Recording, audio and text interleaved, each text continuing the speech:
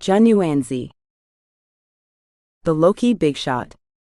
The 18th and 19th trials of the 81 Calamities. Protagonist, Zhenyuanzi. Weapon, sleeves. Characteristics: the ancestor of Earth immortals, highly esteemed, powerful, with the signature move Universe in a sleeve. Hospitable and kind-hearted. Weaknesses: overly concerned with reputation and highly protective of his own. On the majestic Mount Wanshu stands a Taoist temple called Wuzhuang Temple. A great immortal resides there, known as Zhenyuanzi, also called Xuanzang. In the celestial realm, Zhenyuanzi holds a high status. He possesses immense powers, capable of rivaling the Buddha and Guanyin, and is friends with Yuanshi Tianjin, Lingbao Tianjin, and Daoda Tianjin. He has countless wandering immortals under his tutelage and 48 disciples, each skilled in powerful magic. He is without a doubt a true big shot. The most precious fruit in the world. That day, Zhenyuanzi received an invitation from Yuanshi Tianjin to attend a gathering at the Mi Luo Palace in the Supreme Pure Heaven. Before leaving, he calculated that an old friend would visit while he was away. So he instructed his two disciples, Qingfeng and Mingyue, "In a couple of days, an old friend of mine will pass by here. Treat him well and pick 2 ginseng fruits for him to eat." Upon hearing that they were to serve ginseng fruits to a guest, Qingfeng and Mingyue were taken aback. The ginseng fruit, also known as herb of immortality, was no ordinary fruit. There was only one ginseng fruit tree in the entire world. It bloomed once every 3,000 years, took another 3,000 years to bear fruit, and then needed another 3,000 years for the fruit to mature. Each time it bore exactly 30 fruits. The mature fruits resembled newborn babies, complete with limbs and facial features. Simply smelling one could extend life by 360 years, and eating one could grant a lifespan of 47,000 years, truly miraculous. "Master, you've never even eaten the ginseng fruit yourself. Who are you planning to serve it to?" Qingfeng asked curiously. "A monk," Zhenyuanzi replied with a slight smile. "He comes from the eastern land of Tang, and is now heading west to worship Buddha and seek scriptures." "Different paths usually mean different goals," Mingyue asked curiously. "How did you come to know him?" "He is the reincarnation of the golden cicada, who was the second disciple of the Tathagata Buddha in his previous life," Zhenyuanzi replied. "We had tea together 500 years ago." Qingfeng and Mingyue were astonished. "Only 2 fruits are allowed," Zhenyuanzi continued. "Tang Seng is an honest man, but watch out for his disciples." After this, he and his remaining 46 disciples took off on cloud steeds, heading for the Mi Luo Palace. Little did he know, his good intentions would lead to a great disaster. 3 days later, after the gathering at Mi Luo Palace, Zhenyuanzi and his disciples leisurely returned to Wuzhuang Temple. However, as soon as they reached the temple gate, he sensed something was amiss. "The temple gate is wide open. Could it be that Qingfeng and Mingyue are cleaning up?" Zhenyuanzi chuckled and said to his disciples, "These 2 lazy ones are unusually diligent today." His disciples also laughed along. However, as soon as he stepped inside the temple, he realized he was mistaken. There were no signs of cleaning, the incense in the censer had burned out, and the surroundings were eerily quiet with no one in sight. He and his disciples went to the rooms and found Qingfeng and Mingyue sleeping soundly, unresponsive no matter how much they were called. "Something's wrong. How could immortals be so drowsy?" Zhenyuanzi said. "They must have been affected by a sleep spell. Quickly bring some water."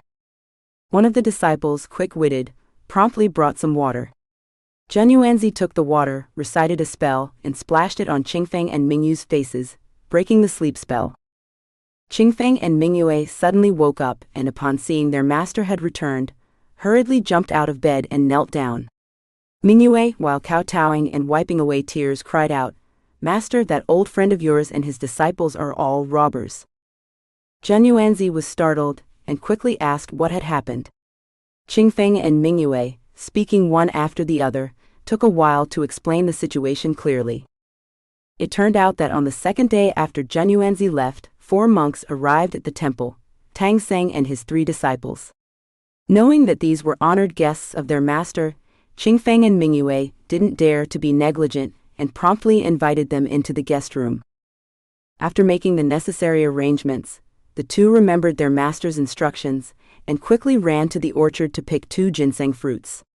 They waited until Sun Wukong, Zhu Baji, and Sha Wujing were not around, and secretly brought the fruits to Xuanzang.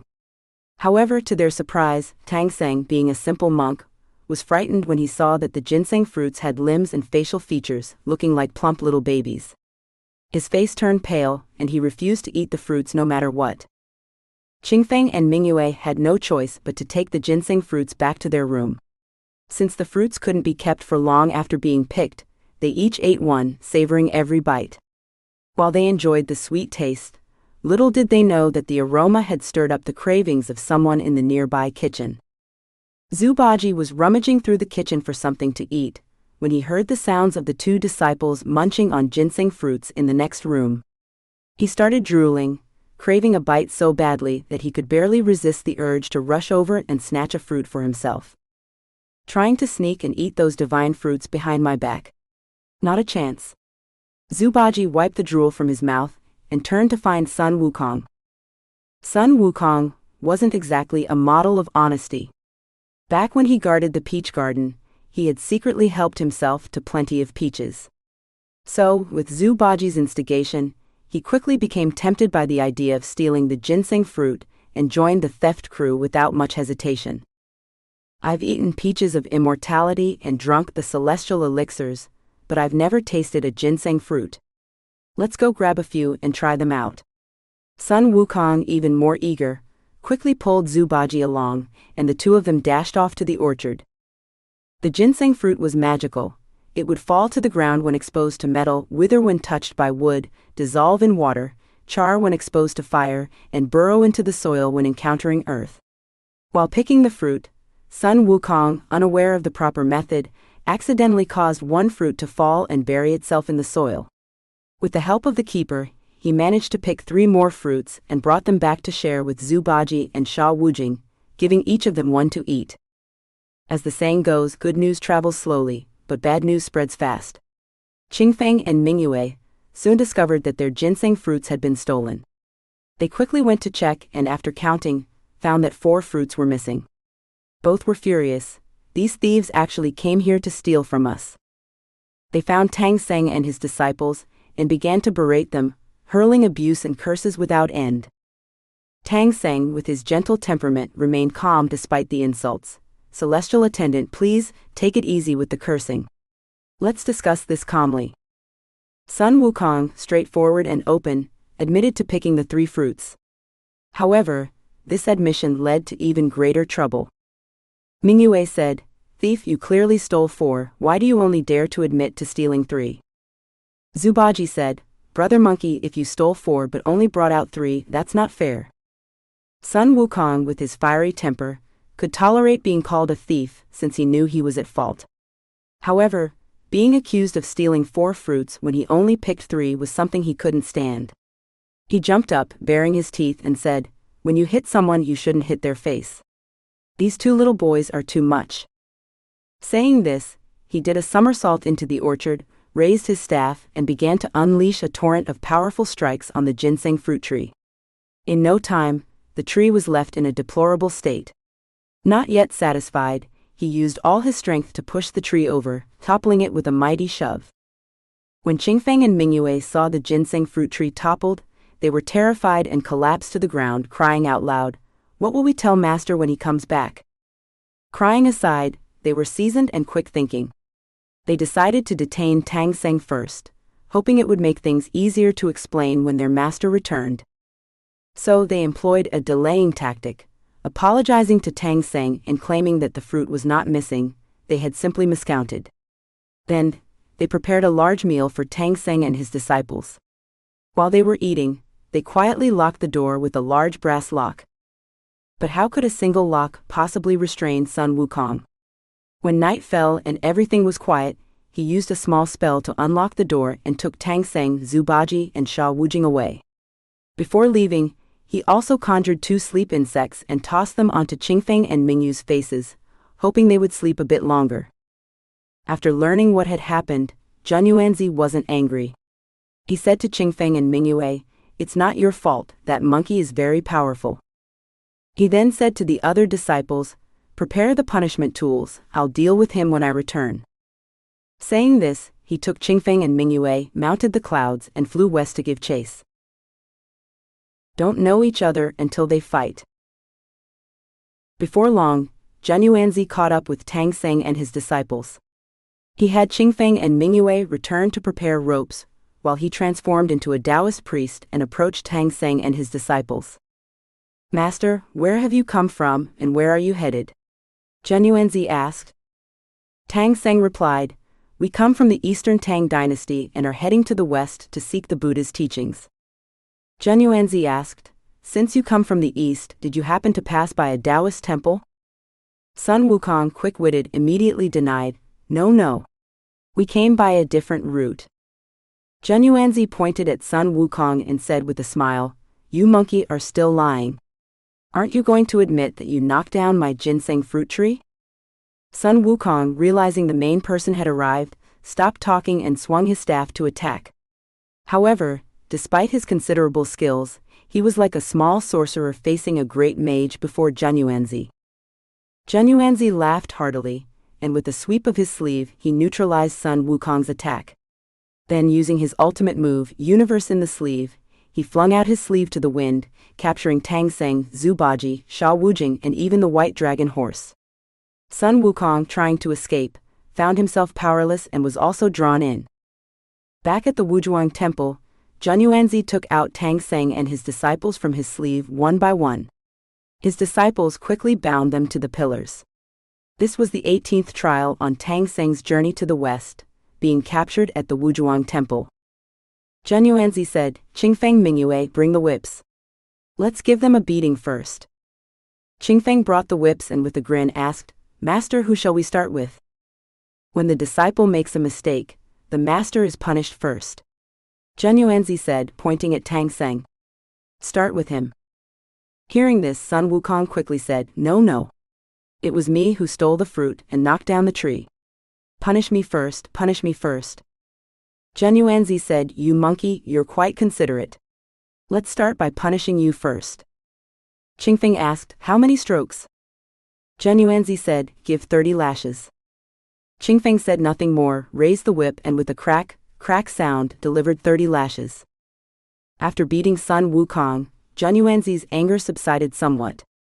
"We won't continue today. Keep an eye on them. Tomorrow we'll continue to punish Tang Seng," Zhenyuanzi told his disciples. When a disciple makes a mistake, the master must be punished. Indeed, early the next morning, he ordered his disciples to bring the whip. Today it's time to punish Tang Seng. This time it was Mingyu's turn to vent his frustration. He raised the whip and struck Tang Seng with force. However, as he continued, he realized something was wrong. The Tang Seng only made sounds like ah and ah, not even crying out in pain, and seemed as lifeless as a piece of wood.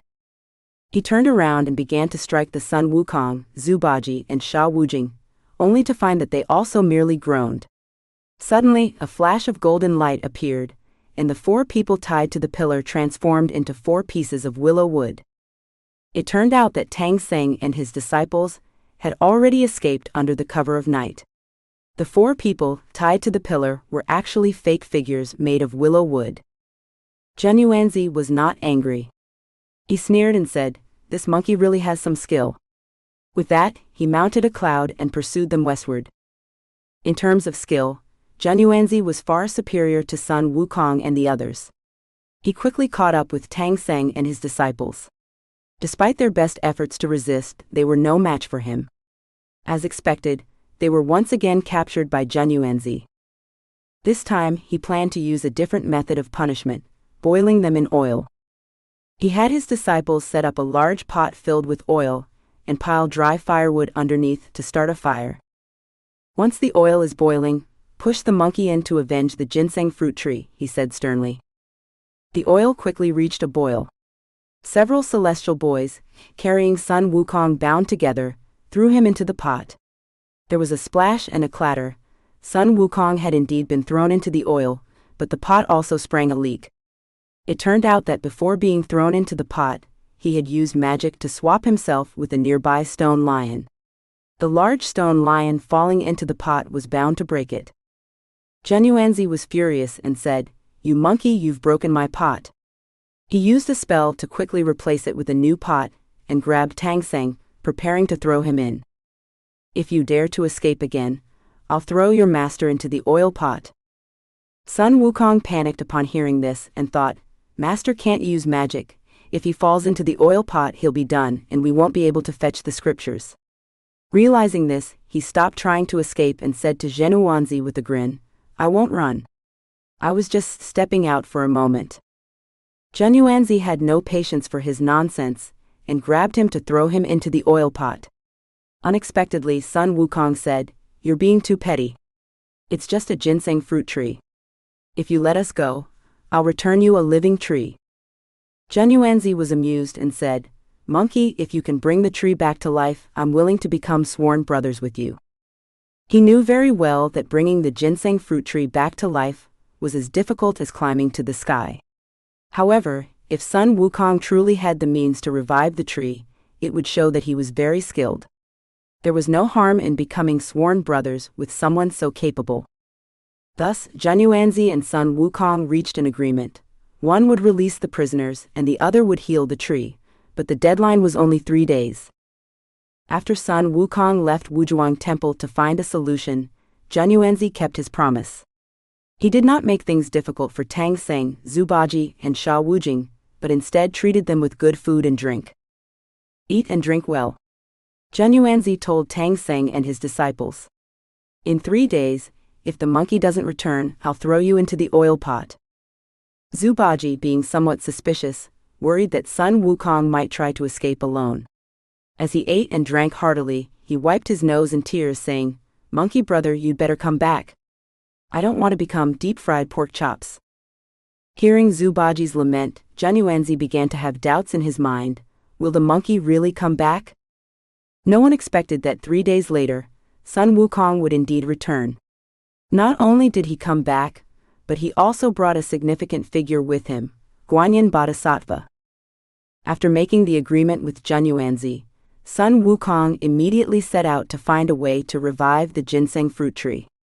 Leveraging his connections in the divine realm, he visited the 3 stars of fortune, prosperity, and longevity at Penglai, sought out the Eastern Emperor on Mount Fangjung, and even went to the 9 elders of Yingzhou, but he couldn't find a method to restore the tree. Finally, it was only when he reached the southern sea and found Guanyin Bodhisattva that he finally had hope. Seeing that Guanyin Bodhisattva had also arrived, Zhenyuanzi hurriedly went to greet her. Guanyin Bodhisattva did not waste time with pleasantries. She went straight to the orchard and instructed Sun Wukong, Zubaji, and Sha Wujing to lift the fallen ginseng fruit tree and properly cover its roots with soil. Then she chanted a spell and took out a willow branch from her jade pure bottle, sprinkling some dew onto the tree. A miracle occurred. In no time at all, the leaves of the ginseng fruit tree turned green, the broken branches healed, and even the ginseng fruits that had been buried in the soil grew back, identical to how they were before the destruction. Zhenyuanzi was both delighted and impressed. He immediately had Qingfeng and Mingyue pick 10 or so ginseng fruits and invited everyone to share them. During the gathering, he took Sun Wukong as a sworn brother. Although the final outcome was happy for all, Tang Seng and his disciples had indeed faced significant challenges at Wuzhuang Temple because of the ginseng fruit. Thus, the 19th trial on Tang Seng's journey to the west was the difficulty of reviving the ginseng fruit.